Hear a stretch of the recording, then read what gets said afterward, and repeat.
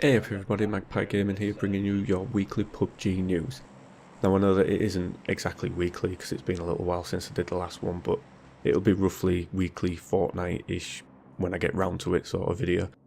Anyway, for this one, first of all, we have the news story that was broke a few days ago, and this was a story that was done on Bloomberg's website. They'd basically done an interview with Brendan Green and some of those at Bluehole talking about the success of the game and the fact that Bluehole developers are now worth $4.6 billion. And I think the vast majority of that wealth is built on the back of the success of PUBG. You know, they've said that that's up fivefold in just 3 months. So, yeah, they're now worth a lot of money. And if I'm right in thinking, when I went back to when Minecraft was bought out, I think that was for 3-point-something billion. So they're already worth a lot more than what Minecraft was back then. Probably Minecraft is worth more now, but back then they're worth more than that at the moment. And the next story, this is a quick one, but during last week, PlayerUnknown Battlegrounds broke 1.5 million concurrent users on Steam. This was beating out Dota 2's record by around 200,000. So again, a massive achievement for the game, and as I've said before, it doesn't show any signs of slowing down. It also has now broken 13 million in sales. Now I haven't seen a story on this. It seemed to be that every time it broke another million in sales there was a story and it was all over the place. I think maybe people are just getting a bit bored with it now. But it has actually broken 13 million. This is going on from the 10 million that was reported about 3 or 4 weeks ago.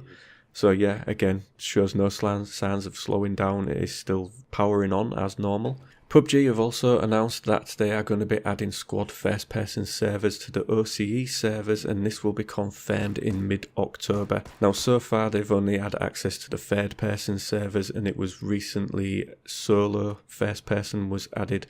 But they said there really wasn't the player numbers to be adding squad or duo, but now they have said that squad and duo will be coming sometime in mid-October. Those will be added. The player numbers are now big enough to warrant those modes being added, so those will be coming for you guys soon. The next bit of news is that Bluehole has spun off a subsidiary company. This is pubg Corp, and these will be responsible solely for the development of PUBG. Now, nothing really is changing. All they're doing is registering a subsidiary company, and all of the guys that have worked at Bluehole on this project so far will continue to do so. They will just be registered under a different company. Now, I'm not sure why they have done this. The cynical Brit in me believes that this has been done in case there is any kind of legal recourse with their argument with Epic Games over their Battle Royale style mode looking a lot like PUBG. So could it be if there's legal recourse, then it would be between pubg Corp and Epic Games and it wouldn't bring Bluehole into it? That's my kind of thinking on that, but I could be wrong. I'm no legal expert. Why they would spin it off into its own subsidiary, I'm not too sure.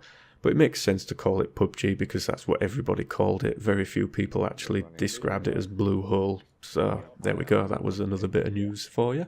And the next bit of news is something that has just broken in the last 24 hours, and this is that PlayerUnknown's Battlegrounds has been hit with a massive response of negative reviews. Now, this is due to some in-game advertisement which is currently taking place for those of Chinese players, I believe. I think it is just the Chinese servers. But apparently over in China, even joining their localized servers doesn't really make for a lag-free experience. The players still complain of a lot of lag, and they're often forced to join European or North American servers to get better gameplay. But of course this brings with it lag for those people playing on their localized servers, so Chinese players entering European servers obviously slows things a little bit down for the European players. Now, PUBG's response to this was to add in-game adverts for an accelerated VPN service, which is said to boost connections to international servers for players in China. Now, of course, the Chinese players aren't too happy about this.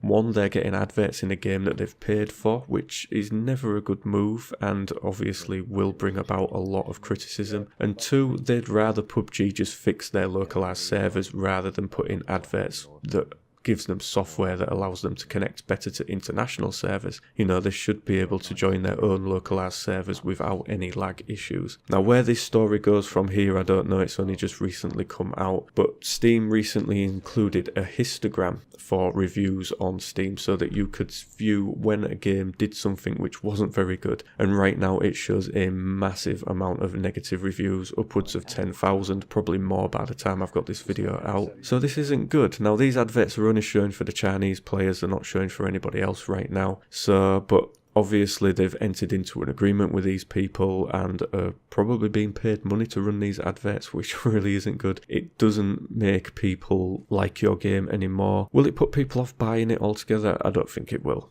I think PUBG would have to do a lot worse than this to start turning down player numbers, but it isn't a good move, and hopefully it isn't going to be something that's echoed in other parts of the world. Hopefully this is just a one-off. You know, fair enough, they're trying to help their Chinese players, and there are stringent rules on the internet within China, so it could be that there is actually no way of them improving their server performance over there. But yeah, we'll see where this story goes for now. And that's pretty much all the PUBG news I have for you this week. There is news stories coming out every day about connection issues and issues with the servers. Now, I've got PUBG's Twitter account on notifications on my mobile phone, so at least 5 to 6 times a day there are tweets coming out saying they're aware of issues, they're looking into it. So it does seem like there are a lot of sporadic issues with servers going on at the moment, a lot of leaderboard issues, and it does seem to be getting worse. I don't know what they're doing to make it worse, but obviously something that they're changing at their side is making things a lot worse. Connection issues, they're not what I've really seen much of recently. There's only the one where it keeps defaulting to AS server for me rather than EU. I'm really hoping to get that one fixed soon, but whether this is going to become a worse problem or not, hopefully it doesn't. I don't want anything to affect the overall connectivity to the game, but yeah, we'll see what happens with that. If you do want to know the latest news on server issues, I do say that you follow them on Twitter and you'll get the latest information. You know, fair play to them, they are quick at sorting issues out, and they will put a tweet out straight away saying that they know about it and they're looking at it, so you can't say fairer than that. And yeah, that's all the news I've got, guys and girls, so thank you very much for watching and listening.